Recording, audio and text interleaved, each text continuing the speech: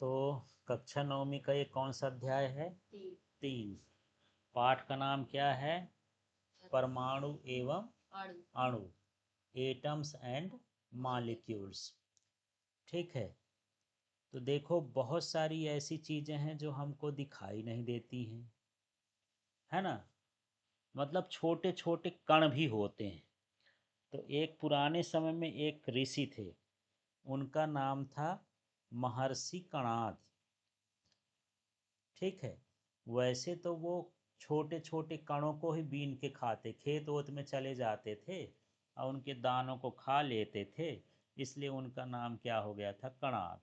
उनका कहना था कि यदि पदार्थ को हम विभाजित करते जाएं, पदार्थ को हम क्या करते जाएं? विभाजित करते जाएं, तो हमको छोटे छोटे क्या होंगे? कण प्राप्त होते जाएंगे। ठीक है। और इसी तरह से ऐसी कंडीशन आ जाएगी कि हम उसको विभाजित कर ही नहीं सकते। ठीक है। तो जब हम विभाजित कर ही नहीं सकते, तो उस कण को हम बोलेंगे कि ये कण क्या है? परमाणु। तब परिभाषा क्या बनेगी? पदार्थ का वह कण जो कैसा हो?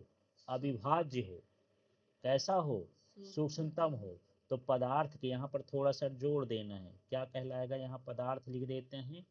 पदार्थ के अविभाज्य सूक्ष्मतम कण को क्या कहा जाता है? परमाणु। ठीक है। अब इसी तरह से और भी साइंटिस्ट आ गए, है ना। तो हमारे पास जो हैं भारत के ही हैं, पकुधा कात्यायन। क्या है? पकुधा कात्यायन। हाँ। तो उन्होंने बताया कि जो कण होते हैं वो संयुक्त रूप में पाए जाते हैं, भिन्न भिन्न रूपों में। तो जो ये पकुधा कात्यायन साइंटिस्ट थे, भारत के दार्शनिक थे, उन्होंने कहा कि जो कण होते हैं वो किस रूप में पाए जाते हैं? संयुक्त। संयुक्त का मतलब मिले जुले रूप में इकट्ठा पाए जाते हैं। जब इकट्ठा पाए जाते हैं तो ये पदार्थ को भिन्न भिन्न रूप देते हैं। भिन्न भिन्न रूप का मतलब कोई पदार्थ किस अवस्था में आता है? गैस में। कोई आता है द्रव में। और कोई आ जाता है किस में? ठोस में। क्यों होते हैं? कि यही जो परमाणु है ना, आपस में मिल जाते हैं तो इन ये अवस्था बनाते हैं। कभी गैस अवस्था में आ गए, कभी द्रव अवस्था में, और कुछ पद किस में आ गए? ठोस अवस्था में आ गए। समझ में आया? तो दोनों का काम समझ में आया। भारत के ही क्या थे? कणाद। उन्होंने बोला कि पदार्थ को तोड़ते जाएं, तोड़ते जाएं, तोड़ते जाएं, फिर वो न टूटेगा। जब न टूटेगा तो हम उसको बोलेंगे कि अविभाज्य है। और दूसरा सूक्ष्मतम है, तो उसको हम क्या बोलेंगे? परमाणु। फिर ये पकुधा कात्यायन आए, तो इन्होंने बताया कि जो कण होते हैं या परमाणु होते हैं वो संयुक्त होते हैं, माने आपस में जुड़ते हैं, जिससे पदार्थ के भिन्न भिन्न रूप प्रदान करते हैं, है ना। भिन्न भिन्न रूप का मतलब कभी वो गैस में रूप में आते हैं, कुछ पदार्थों में वो द्रव रूप में आते हैं, और कुछ पदार्थों में ठोस रूप में आते हैं। तो गैस द्रव ठोस किससे मिलके बने हैं? परमाणु से। वही परमाणु मिलकर के इस तरह से बनते हैं। ठीक है। अब ये तो भारत की बात थी, है ना। अब ये ग्रीक दार्शनिक थे, डेमोक्रिटस। ग्रीक देश के कौन दार्शनिक थे? डेमोक्रिटस। और दूसरे थे ल्यूसिपस, है ना। इन्होंने बताया कि यदि हम द्रव्य को, द्रव्य माने क्या है? पदार्थ। कभी लोग कंफ्यूजन हो जाते हैं, द्रव और क्या? द्रव्य दोनों अलग अलग चीज़ हैं। द्रव्य माने सब कुछ, ठोस द्रव गैस पदार्थ होता है, और द्रव माने जो बहता है, पानी जैसे हो गया, इस तरह से। तो द्रव्य को यदि विभाजित करते जाएं तो एक हमको ऐसा कण मिलेगा जो विभाजित नहीं होगा। इस अविभाजित कण को उन्होंने क्या दिया? परमाणु नाम दिया। तो भारत में भी इसे परमाणु कहे, और ये जो दूसरे देश के दार्शनिक थे उन्होंने भी कहे। लेकिन इनको साइंटिफिक रूप से, वैज्ञानिक रूप से सिद्ध करना चाहिए, प्रयोग करके दिखाना चाहिए। पर ये प्रयोग करके नहीं दिखाए, केवल अपना सोच बताए। ये क्या बताएं? अपनी सोच कि ऐसा हो सकता है। अब लगभग जब हम 18वीं शताब्दी में आए तो वैज्ञानिकों ने तत्वों के और यौगिकों के बारे में क्या किया, समझाया, है ना।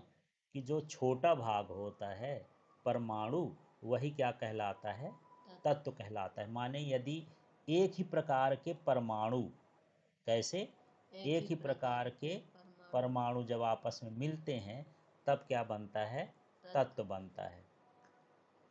ठीक है, या उससे क्या कहना चाहिए, अणु, अणु भी समझ लो, अणु भी देख लेते हैं, परमाणु भी देख लेते हैं और यौगिक भी दे लेते हैं। तो पदार्थ का जो सूक्ष्मतम कण है वो क्या कहलाया, परमाणु कहला गया। इसको हम तत्व भी कह सकते हैं, क्या कह सकते हैं, तत्व। फिर जब परमाणु मिलते हैं तो क्या बनते हैं, अणु, समान प्रकार के परमाणु मिल जाते हैं। ठीक है, और जब परमाणु, अणु या यौगिक एक निश्चित अनुपात में मिलते हैं, परमाणु मिलता हो या अणु मिलता हो, लेकिन किस अनुपात में, निश्चित अनुपात में, तब क्या बनता है, यौगिक बनता है। ठीक है, अब जो है ये सारी चीज़ें तो ठीक हैं। अब हमारे पास जो है एक वैज्ञानिक थे, ये हैं आंतवा एल लवाजिए। क्या है, आंतवा एल लवाइजिए। ठीक है ना।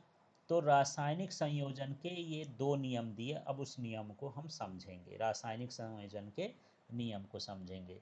तो ये पाठ की शुरुआत थी, पाठ का थोड़ा सा हम इसमें रिवीजन कर लेते हैं और मुझे थोड़ा सा बताना। तो भारत के कौन से दार्शनिक ने सबसे पहले बताया कि छोटा कण ही क्या कहलाता है, परमाणु होता है, महर्षि कनाड ने। हाँ, महर्षि कनाड ने। वो क्या बताए कि पदार्थ को विभाजित करते जाए तो हमें अंत में एक छोटा कण मिलेगा जो विभाजित नहीं होगा, जिसे परमाणु कहेंगे।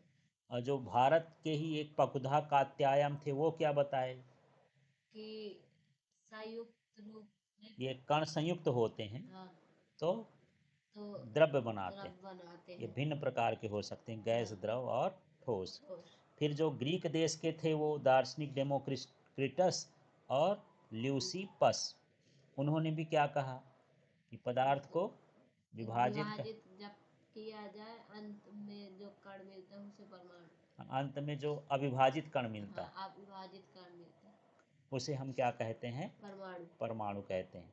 फिर हम बात करते हैं कि परमाणु है क्या। हाँ, तो पदार्थ का सूक्ष्मतम और अविभाज्य कण हाँ, क्या कहलाया, परमाणु।